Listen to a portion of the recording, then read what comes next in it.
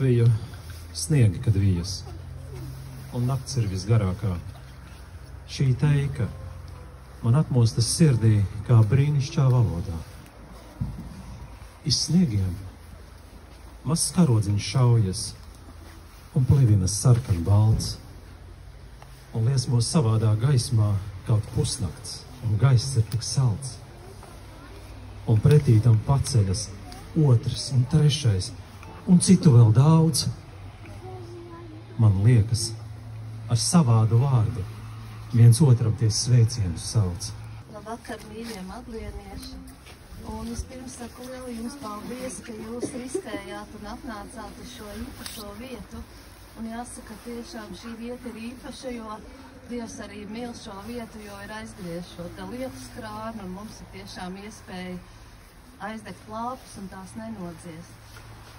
Šī ir īpaša vieta tāpēc, ka cīnītāji, kas cīnījās par Latvijas brīvību, nemaz nezināja, kāda izskatās šī Latvija, kāda ir šī Latvijas brīvība. Pilna upe, baltu ziedu, mātes dziesmā, ajā žūžu. Te es gribu atrast vietu arī sev un savam mūžam.